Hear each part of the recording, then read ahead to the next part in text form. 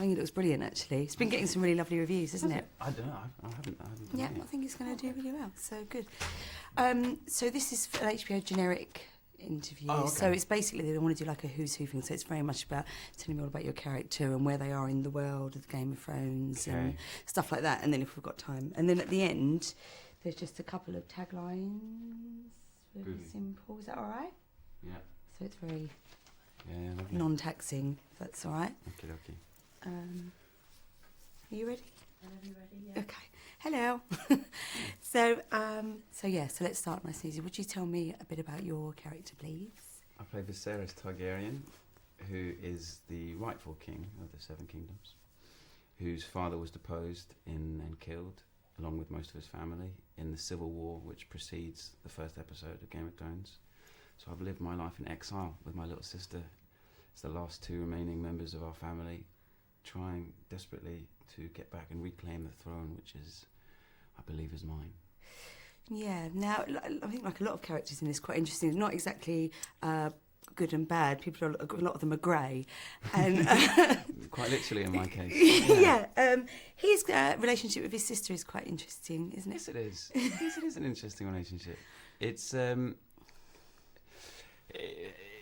his little sister is someone that his mother died giving birth to her on the island of Dragonstone back in the day, and he has basically been responsible for her whole life. So he is at once her father and her brother, and because traditionally their family always wed brother to sister, he's also the nearest thing she's got to her husband before she marries Khal Drogo. So he's kind of everything to her, and the only person that she knows or trusts, and he's the only link back to Westeros. He's the only person who tells her that actually we are royalty, and this is why, and what we used to do, and tells her about the dragons, and tells her about the whole history of their family. So he is her whole world, and to him, she is someone that he resents, but also someone who he needs. And it's very complex. That's kind of the most fascinating thing about him, how he deals with her and how he uses her, but actually how he really feels about her, and the jealousy that he feels as she is taken away from him. Something that he instigated, though, in some ways. Yeah, well, he needed to, but the fact that when it becomes about her and him, her and Khal Drogo, and he is suddenly a sideline, and he's not the main part anymore. And we see how that develops. I loved it, actually. I really enjoyed it. It's such good fun. And then, do you think, sorry, Stu, but like just a bigger overview of the world of this world that they're inhabiting and everything, if you wouldn't mind. So it's most of it is set on the kind of continent of Westeros, which is made up of 7 kingdoms, which is run by a single king, which is played by Mark Addy, and ultimately the Game of Thrones that the title refers to is the power games and struggles between different parts of the 7 kingdoms and different people fighting for power ultimately. And our storyline, my storyline, is the only one set in a different country over in Essos across the Narrow Sea, and we are another threat to this throne, trying to make our way back. But ultimately it's lots of people fighting over a chair. Yeah. That power, I guess, isn't it? Yeah. Now, you being over on the Narrow Sea, does this mean you didn't have to go to Belfast to shoot? No, they actually mixed it all up. Made things look very cleverly. I shot both in Belfast and in Malta. Oh, you did? So could you tell me a bit about that experience, maybe? Yeah. Well, it was Belfast. They had their huge paint hall studio, which is just the size of the sets they built, and sets next to each other. Suddenly, this part for a little Dothraki village next to one of the keeps in Winterfell, and it just boggles the brain. And brilliant, but very cold and very wet. And then kind of mid-August, wander off to Malta. It was very nice. Although then we had the biggest storm that Malta had ever seen for 10 years. So it was quite ironic. Oh, I did see that on one of the fan sites, people saying water's rising. That must have been... We got the big wedding scene, which for the pilot, by the sea in that amazing location. Yeah, for 3 days solid, it was like windswept and barraged, and we kind of sat and looked on for 3 days, wondering this is kind of the only place we can shoot this.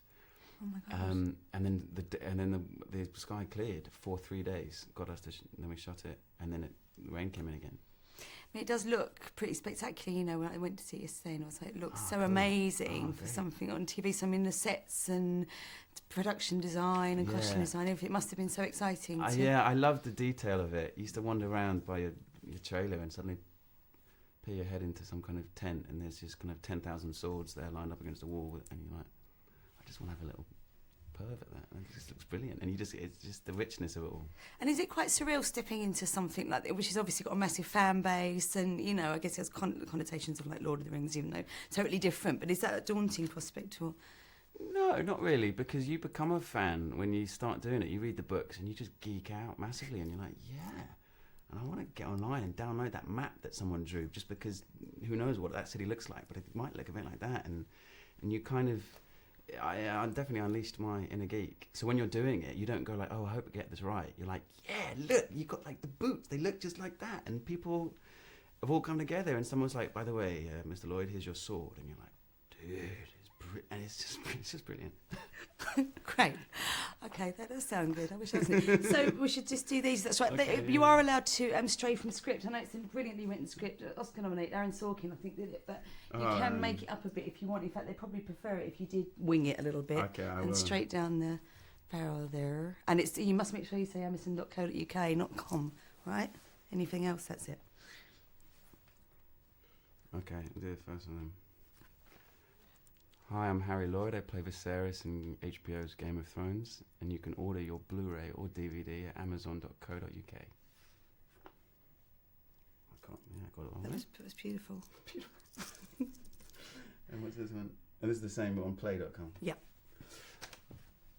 Hello, I'm Harry Lloyd. I play Viserys in HBO's Game of Thrones, and you can pre-order your Blu-ray or DVD at play.com. I should do that for everyone. That's brilliant. You happy? Do you feel happy? Yeah, I don't want you to be happy with I feel it. thrilled. Okay. Yeah. Lovely Hey. to meet you. Lovely Enjoy to see Jane you. Eyre. Cheers. If I can,